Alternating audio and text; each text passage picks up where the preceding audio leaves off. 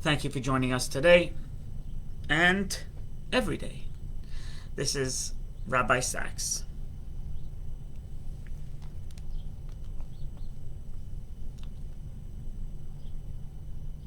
I'm the rabbi of the Chai Center, and the Chai Academy is an outgrowth of COVID. There are a few hundred classes available now online, YouTube, Spotify, on the highcenter.com/academy, on Anchor, and I'm sure there are on others. So we started a few classes ago that there's a Talmud. The Talmud is the quintessential Jewish wisdom, and the Talmud talks about there are six stages of human development. The Talmud doesn't phrase it that way. The Talmud says these are the six things that parents, parenthesis, society, need to inculcate into their children. And this is number 4. So we did identity. That was number 1. We did liberation, freedom, number 2. In the previous class, we discussed the third one, and it is. Just give me a second. I'm drawing a blank. Values. That's right. I couldn't think of it. And now this one, we're doing the next one. It says in the Talmud that number 4 is that we're obligated to marry off our children. Now, good luck with that, right? Good luck marrying off your kid. I mean, your kid is 30 years old. They don't even let you be involved. Beginning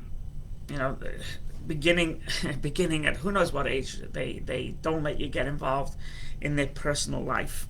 And a parent has to be very careful, right? When they bring their mate home, they bring their prospective spouse. It gets a little tricky. So, practically speaking, how are we supposed to marry our children off? So, like all the other ones, there is deep-rooted meaning. So circumcision doesn't mean only circumcision, it means identity. Likewise, marriage is not, we can't coerce, and I think they used to, by the way. I think there was a period of time where there was coercion, but it doesn't work. It's not right anyway. It's not moral to force your child to marry somebody because you like them, or you like their parents, or you like the way they act, their job, etc. It reminds me of a joke about the girl says to her father, she's 18, she goes, "Dad, I want you to know that I'm dating a 40-year-old man." She goes, I'll kill him. I'll kill him. So he says, well, he wants to meet you. So the father comes out with a baseball bat. And the guy drives up in a Porsche, on Porsche Taycan, whatever it's called. And the father looks at him, and he gets out, and he goes, "Hello, Mr. Smith, it's good to see you. Your daughter's lovely. I want to tell you that whether this works out or not, your daughter's going to make $1 million, regardless. If I do marry her, I'm going to give her 2 houses under her own name and 30% of my business. And if there's a divorce, I will not take anything back. And if we have a baby, then the baby's great-grandchildren will be set for life. I can assure you that. The only question I have," says this wealthy guy, "is what happens if your daughter miscarriages?" To which, at that point, the father says, "You'll try again, won't you? You'll try again." So we can't coerce our children. So what does it mean? So it means that we have to. It's obligatory on parents to teach their children the value of family, the value of getting married to somebody and starting a family. I meet people. There's certain people that are infertile. I'm not talking about them. There's certain people who didn't meet the right one. I'm not talking about them. I'm talking about there are people who consciously say, no, we don't want to have kids. And that's you know, your job. The one of the main reasons we're brought down into this world is to make this world a better place, and one of the ways is to make sure that our legacy continues through our children. So for somebody to be flippant and say, I don't want to have kids, or I'll never have kids, is really not correct. Now, getting married and having a family it's been proven that it's the greatest institution is to have a family, where the family, and not the family that their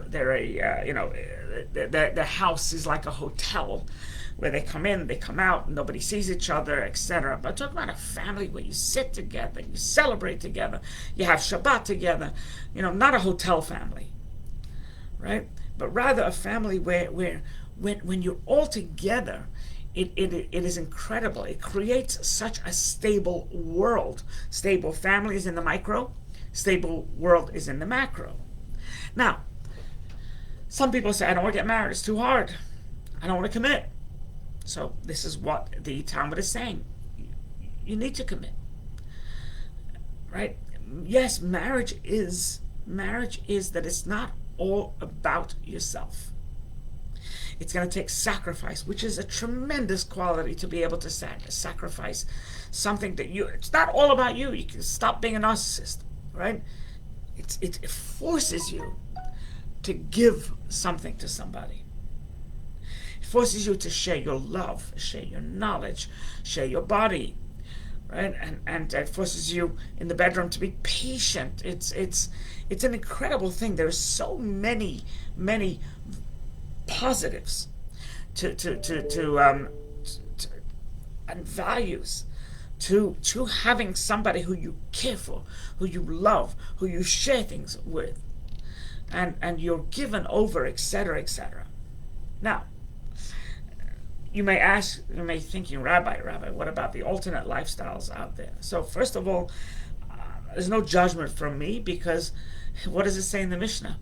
Al todin es chaverach asher tagilim kaimei. Don't judge somebody until you're in their shoes. I can't judge a person. I will never judge somebody. I mean, I'm not. Once again, I'm not judge, jury, and executioner. I'm in sales. I work. I'm in the sales department, but I'm not nothing else. But that still doesn't mean we should negate the institution of marriage. I think the institution of marriage is an incredibly important one. That's all I'm saying. Someone just asked a question whether it's sacrifice or compromise. So the answer is both. You have to sacrifice. You have to compromise. Both. It's going to require both. There's no question. Now there is a great rabbi wrote a book called Ma'or, and it's basically on the Torah. And he gives us a very interesting perspective on marriage. And he writes as follows, that our job, we're created in God's image. What does that mean? It says that God is caring and compassionate, we're caring and compassionate. God is always giving, we got to be giving. God appreciates communication. We communicate and appreciate communication. But he says there's a deeper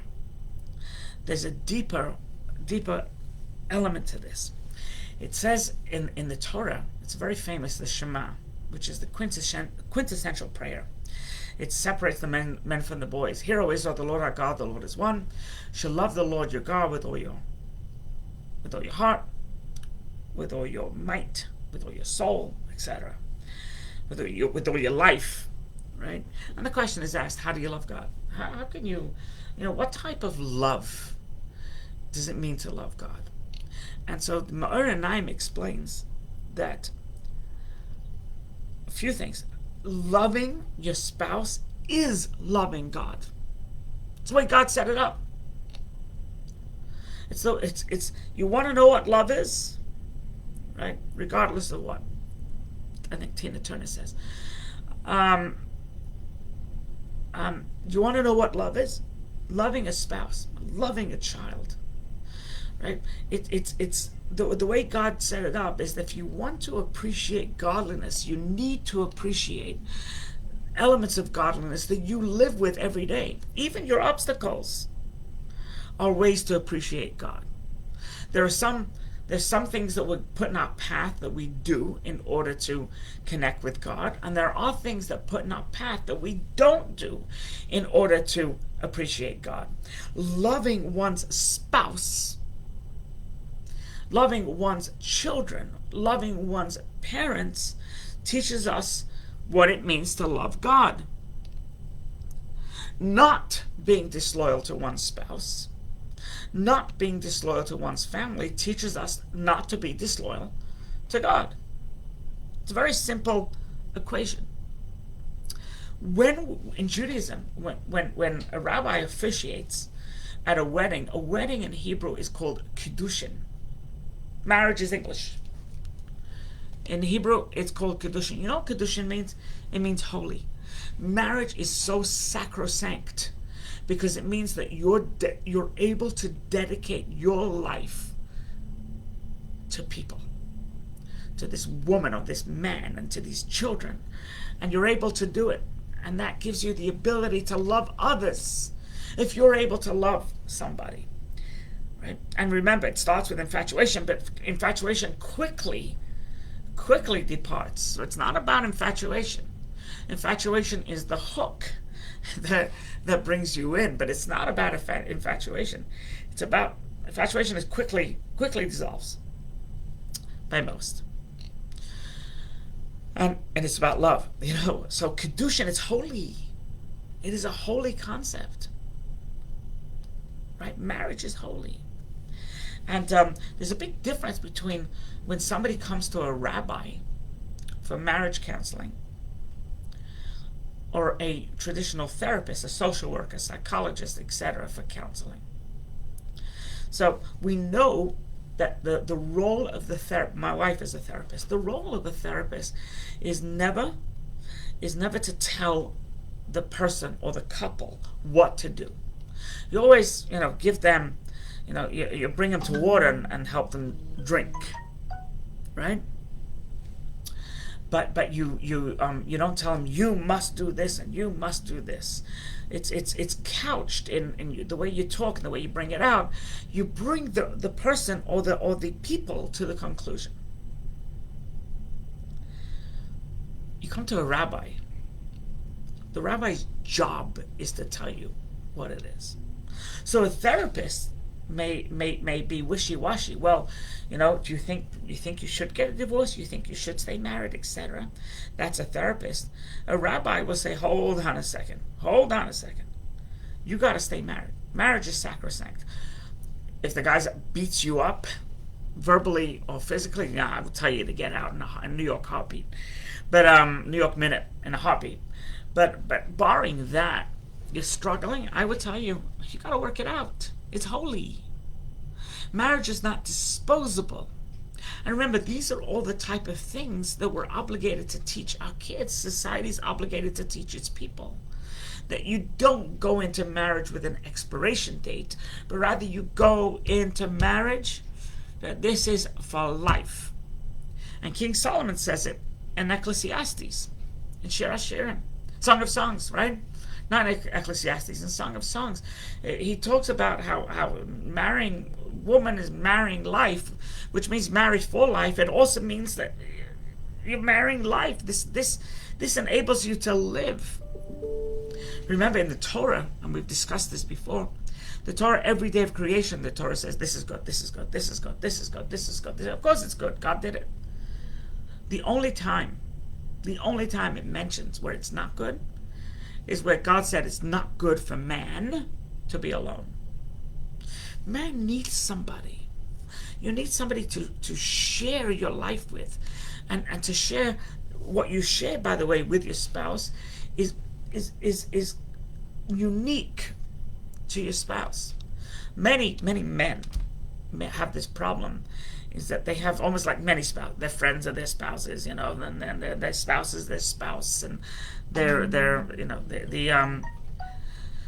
so it's an incredible thing is that spouse is unique. Remember, the spouse is the only one you are intimate with.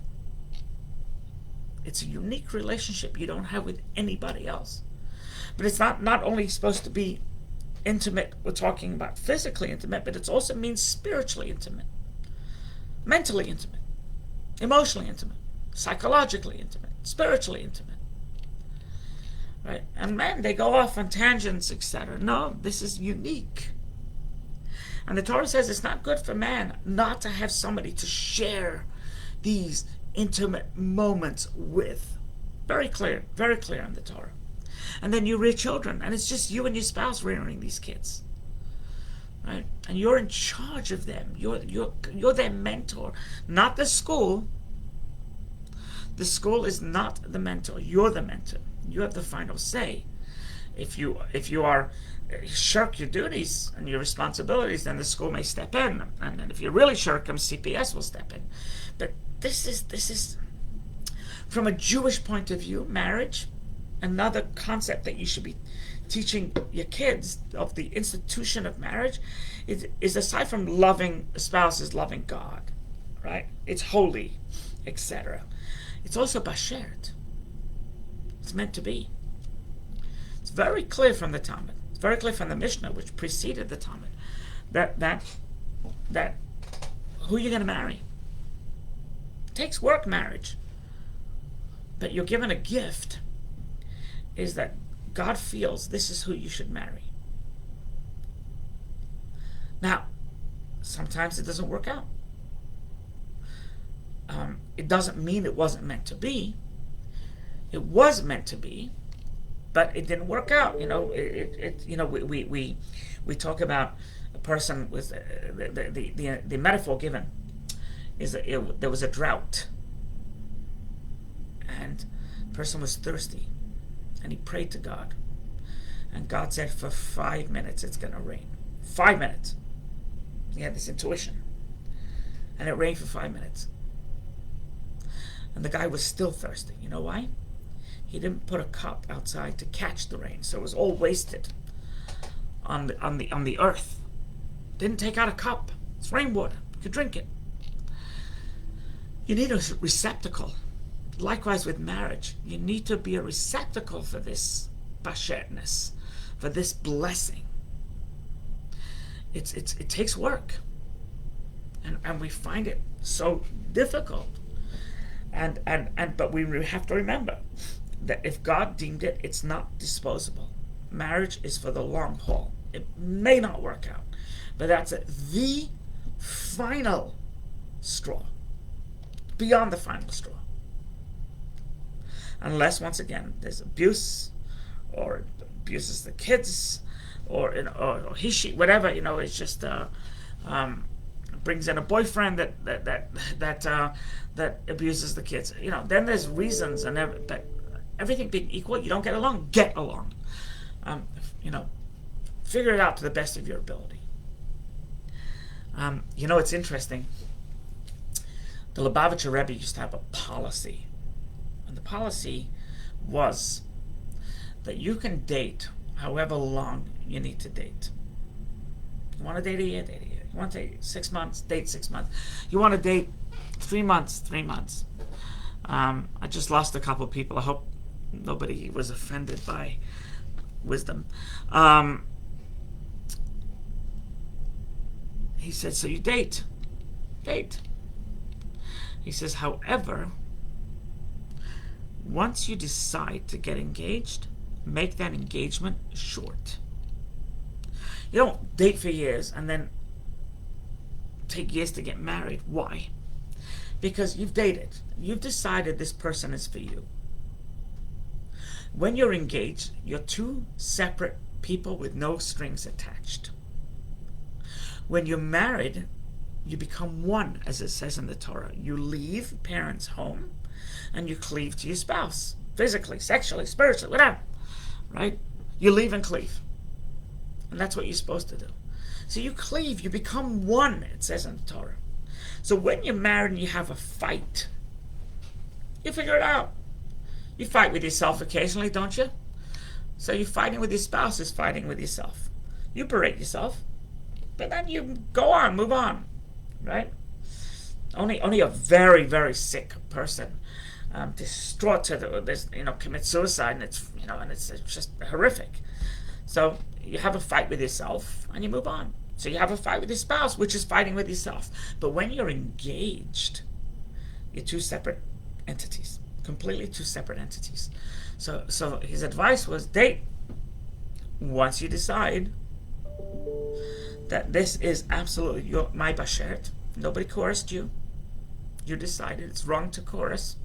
As we started, arranged marriages were, I've never seen one. I dated. It was a blind date. I didn't meet her on the street, but I dated. I have the choice to say, right? So marriage is your one. It's a whole different mindset. Another thing, and this is a myth that people have a misconception about Judaism. The main reason we marry is, as said earlier, aforementioned, is so you have somebody to share life with, go through life with. It's not about a stable sex life. It's not about procreation. Those are benefits. Those are benefits. That you found the person that you're gonna be with, lie with, sleep with. You found the person who's you're going to have kids with. It's about companionship. In the 7 blessings by a Jewish wedding, so there are 7 blessings. It's called Sheva Brachas under the chuppah. So there's the ring given, and then the document, the ketubah is read, and then the 7 blessings. Some people, the rabbi says 07, some the cantor says 07, some they give to family members, they say 07. Do you know in these 7 blessings, it doesn't mention sex at all. It mentions an everlasting edifice once, and companionship a number of times. I think that speaks volumes. Volumes. Under the chuppah, you're blessing this couple, and this is a couple. These are blessings for longevity, for the entire duration of the marital couple's lives. Don't mention sex. You mention binyan adiyad. May you have an everlasting edifice, which means that may this marriage continue for a long time, and may you have kids. But other times, and it's interesting, at the 7 blessings, number 1, it talks about it's the wine, you're celebratory. But number 2, it talks about bashert. This is God made this. God made this person for you. 2 and 3, it talks about how God designed the concept, the institution of marriage. It wasn't thought up by an Aristotle or a Socrates or a Plato or an Abraham. It was God's design. Blessing 4 talks about companionship. Well, that's blessing 5 actually. Blessing 6 talks about happiness and companionship. Blessing 7 talks about companionship and other blessings. They should have pure love, raw love, unadulterated love, not love that's contingent on anything. And they should have always have laughter, etc., etc. So sex is not mentioned. It's about it's about the companionship. So it's interesting. If you take a look at Genesis, where it says God created man and woman, it's then separated. It says God created man and woman. He created them, etc. Then it goes into Abraham. It goes into the animals that Adam named the animals, their names, and then it goes back to Adam and Eve again.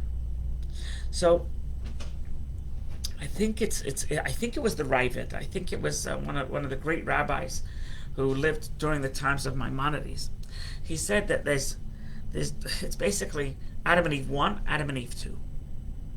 Adam and Eve 1 was God created them like the animals.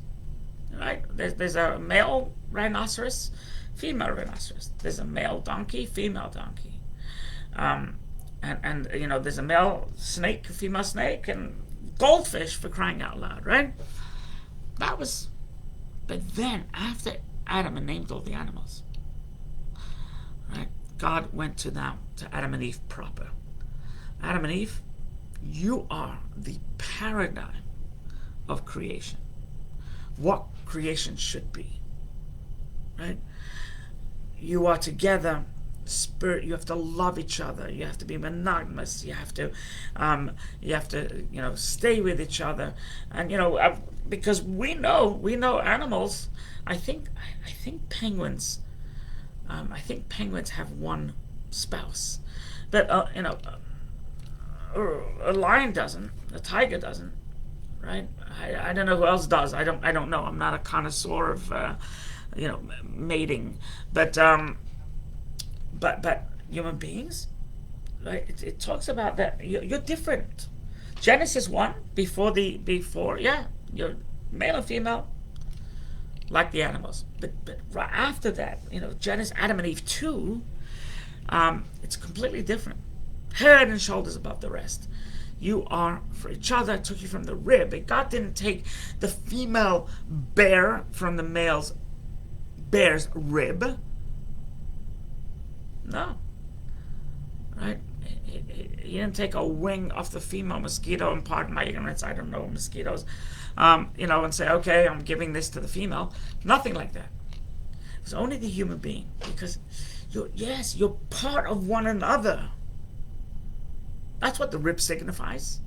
It's a part of you. You're one.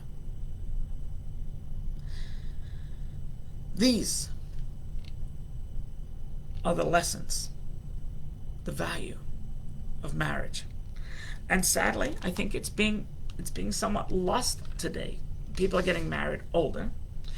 And then, you hear the biological clock is ticking and people get crazed.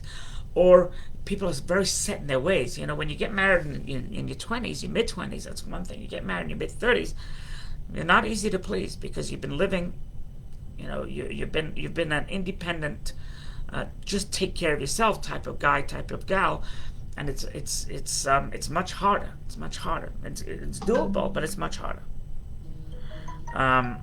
So the idea here is that you have to tell your kids, and I know Jewish parents do, and I know the kids say stop. It's not I want you to get married, but rather it's throughout their growth.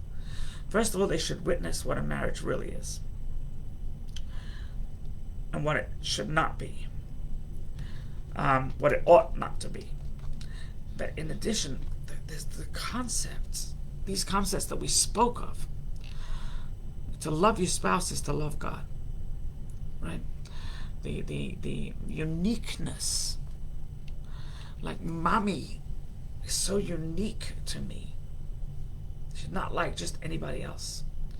These concepts, the Talmud implores us, cajoles us to teach to our kids. The institution of marriage. But not as shackles, but rather bliss. I know we all make marriage jokes, right? But the truth is, it's probably inappropriate. I make them too. It's probably inappropriate because the kids pick up on it. It's probably inappropriate. We're just, I saw somebody sent me a clip yesterday of a rabbi talking, and he was saying that when a husband comes home and he sees the credit card statement, and he's about to berate his wife, he's saying, "I beg you, do not." The biggest blessing you have is to withhold your emotions and do not berate her. Don't yell at her. He says that brings blessings into the life. Can you imagine Will Smith would have held in his emotions? He would have been victorious. He would have won this match, this battle, but he didn't. So this rabbi, he was a Sephardic rabbi, was saying that by you not doing it, by you looking at the credit card and saying, I hope you, drug is unto hate, may you wear it in good health, right? He said that will bring tremendous, tremendous blessings. And he spoke over and over. The last 3 seconds of the videotape, he goes, please, gentlemen, ladies, do not share this with my wife. And so, he blew it, in my opinion, a bit.